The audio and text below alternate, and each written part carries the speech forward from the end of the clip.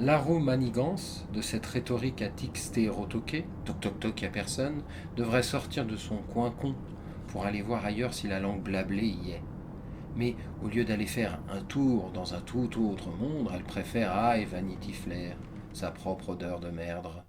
Son fiancé ou autre langue rancie, rassie, défraîchie, avachie, pourrie, etc. blabla mortel. Pareil de même au même, le français s'en est arrêté à une très triste idée de lui-même.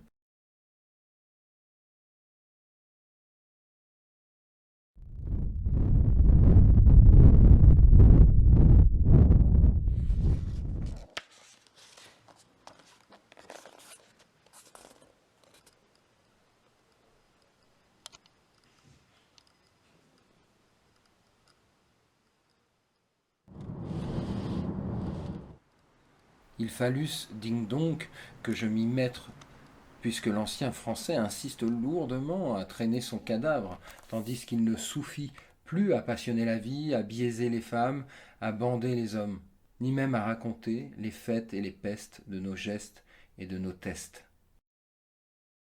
Cher M-lettre, j'ai décidé de me retirer en moi-même pour faire de moi une lettre d'amour à part entière, en tant que tralalangue.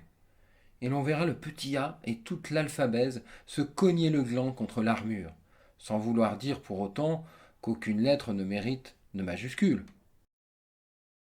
Je crois dans la vulve, dans les valves, je crois dans l'hypophyse, dans l'amygdale, je crois, du verbe croître, je crois dans les rotules, je réclame des tendinites, c'est ce que nous appelons la gueule en extase, les rêves. Mais je dois reconnaître que dès l'enfance ça mutait sexe, même avant la tchernonouille et que dès l'entrance j'ai perdu le fil de la précédence. Qu'importe d'où je viens, quel vent m'a porté et qui m'a fait, pourvu que je m'engendre tous les jours de moi même, de ma belle naissance perpétuelle, à force d'accoupler mes actes et mes pensées, au risque de mon péril, au péril de mes actes et au goût du jour comme de la nuit, quitte à faire nuisance et outrance, j'ai décidé d'aller d'errance en errance sur le cheminement qui mène à rien.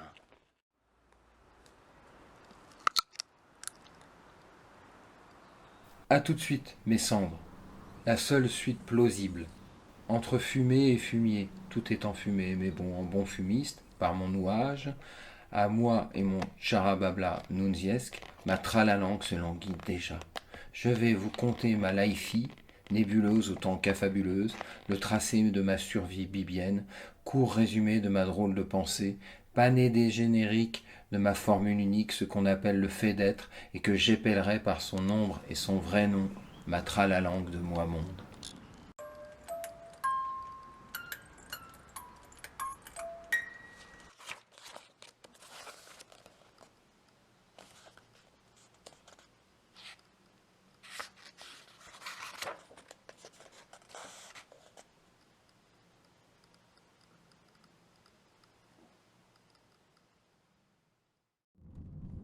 Je voulais parler, non pas dans l'Isabelle langue de mon siècle, mais dans la seule langue vivante. Je voulais parler mon tchernobylien.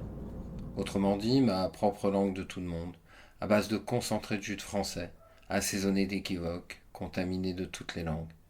Alors à moi, mon désespéranto. Leur français est une langue meurtre.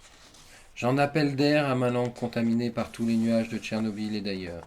Fille de feuilles et de papier, il suffit de tchatcher dans le vide et les mots s'incrustent et s'inscrivent dans l'air pollué. Tâche de me séparer de toi. Je fronce les sourcils quand tu t'épiles et je fais la gueule de Rex. Faisant grandir la hauteur, un pas de loup, aussi discret qu'un duinca sans cause, sorti à l'école, dans l'enceinte de l'école et bientôt pour partout ailleurs. Quant à moi, mutant, tchernobylien, j'écrirai de travers en traviole, de vis en versa, et même s'il le faut en usage de faute, voire même en diagonale, clitori quotidiennement, et si besoin, vierginalement.